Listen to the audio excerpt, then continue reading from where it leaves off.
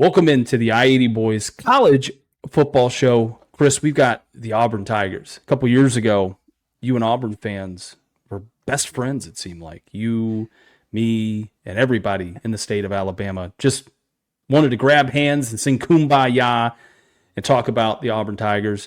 And everybody let us know Hugh Freeze, he was going to lead them to the mountaintop. He was going to resurrect this program. He was going to end up bringing passion that even Alabama fans couldn't fathom, and how wrong we were in our predictions. And not only did Auburn shit the bed over the last 2 years and prove that offensive football in the state of Alabama, other than the Crimson Tide, can be set to new lows, but I think they did worse than what we predicted. So how many wins, how many losses for Auburn this year? Now that I know, I like the intro there. I tell you what, Auburn fans should be happy with this prediction because this is better what I've gave them the last 2 seasons, right? I said they go 6-6 last year. I believe they went 5-7 the year before that. I remember I picked them to go 6-6 and got ran off the internet. I have them going 8-4, Christian. 8-4. I know. Look, you can't get any worse than Peyton Thorne, okay? You know my thoughts about him. But there was a lot of inside jokes last year between me and you on Peyton Thorne. I'll give you the losses, though. This is a relatively tough schedule here, and I'm sure I can't wait to hear yours there. I picked them to lose to A&M. You know my thoughts on A&M this year. I like A&M a lot. I have a loss at OU. They're not beating Georgia, one of the rivals. And I have them losing to Vandy. Vandy has been beating them, man. I'm telling you, dude. I like it this year. I got Vandy as a loss. I have them going 8-4. I know that probably shocks you. Now I want to hear your thoughts about the Auburn Tigers here.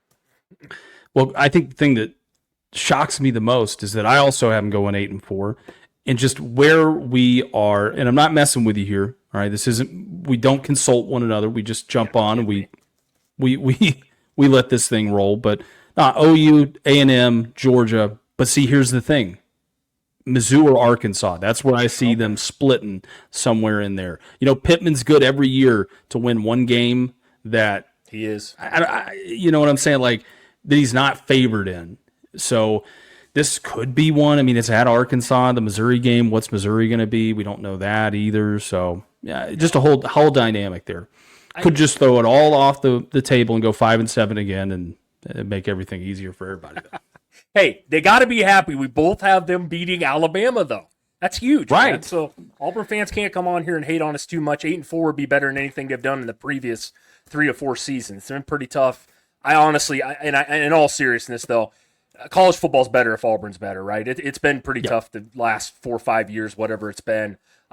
Since it honestly, Gus Malzahn, I think they would want him back. To be honest with you, I hate to say that. I know that pisses Auburn fans off, but. He's been their best coach in the last how many years with the Brian Harsin, Hugh Freeze. I mean, let's just be honest, man. Christian, I got a question for you. Listen, do you think Auburn this year, if Hugh Freeze struggles again and goes 5-7, I want to get this off this topic here a little bit, but do you think that they fire him? Is there a way that he's gone? I think this is his, 3rd year? Is that right? Yes. Yeah, 3rd year, going into his 3rd year here. Do I think he gets fired if they mess around and go 5-7 or 4-8 or something like that? Okay. Yeah, I think Auburn's and here's the thing: Auburn's a program that's won a couple national titles since the turn of the 2000s. They should expect to. I'm not saying they should expect to win a national title every year. There's only very, very, very, very few programs that can do that in college football.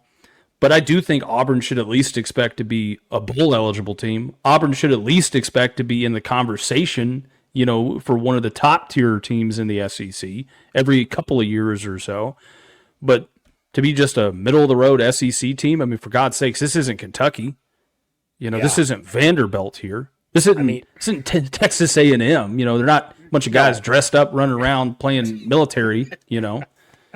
Not even a military school. No, actually, I have it wrote down here. Auburn hasn't finished above 500 since 2020, man. I mean, it's been a rough 4 or 5 years here. Freeze is 11-14, by the way, in his 2 years there. So I'll kick it back over to you. I'm sure we'll dig into the offense here a little bit.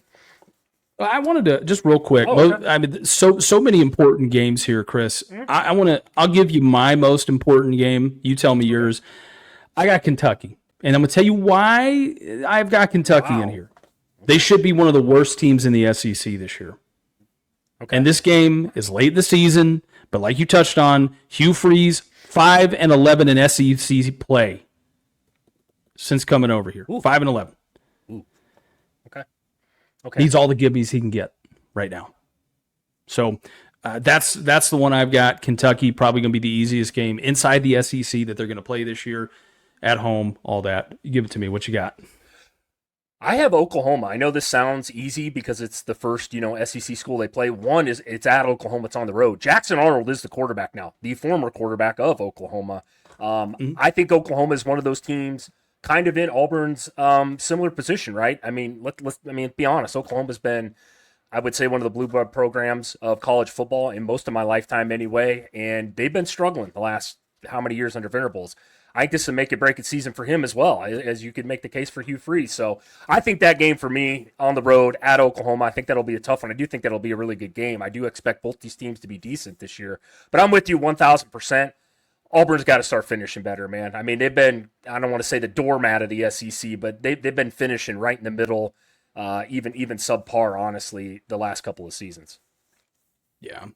Some of their key losses, running back Jaquez Hunter, wide receiver Keandre Lambert-Smith, and then some of their linebackers here, Jalen McLeod, Dorian Musi, and then Jaron Thompson. Key additions, you touched on them. Jackson Arnold had 1,800 yards and 15 touchdowns last year. Here's the thing. A lot of people want to put all the blame on this guy. Yeah. And, I can't really, in good conscience, and to be fair to Auburn fans, because I know they're going to hype him up and be like, this guy is, I don't even know what they'd say, but you know what I'm saying? He's going to be a really good quarterback. Arnold was in the offensive line play at Oklahoma last year was not very good. Not to mention they had they just had so many wide receivers banged up and hurt. They had walk-ons damn near playing at the wide receiver position for him last year. No, you're exactly right. I was going to mention that. I know that he didn't have a single guy to throw to that anybody could name. They were throwing to guys like me and you off the street. The offensive line was terrible. No, he did take a lot of blame from Oklahoma fans. I believe he was a former 5-star quarterback out of high school. So I think the kid's talented. I think he is a massive upgrade over Peyton Thorne. You know my thoughts on that guy. Yeah. Yeah, no, I 100% agree with you. They also got some more weapons for him, too. I mean, again, it's Eric Singleton, wide receiver from Georgia Tech. The Ramblin' Wreck had 800 total yards and 4 total touchdowns last year. They also bring back Cam Coleman, one of the receivers coming out of high school, just like Ryan Williams, right? True freshman, had 600 yards and 8 touchdowns last year. Getting back to who else they added on the defensive side of the ball, Chris Murray had 5.5 sacks last year at Sam Houston State. Jacoby Matthews, Texas A&M transfer, who should help solidify some of that secondary for him. And then linebacker Caleb Wheatland, Maryland transfer, had 42 total tackles and 4 sacks last year. Should be a great rotational player for him. Some of their other returning players, Chris, that we haven't touched on yet. Defensive end Keldrick Falk, 45 tackles, 7 sacks. Should pace that Auburn front 7. Cornerback Kalen Lee, 2 interceptions, 7 pass breakups last year. And safety Caleb Harris, 46 tackles and 3 pass breakups. Guys, the center fielder back there making plays. As we get to this point here, Chris, some of your last thoughts on Auburn. What are you thinking?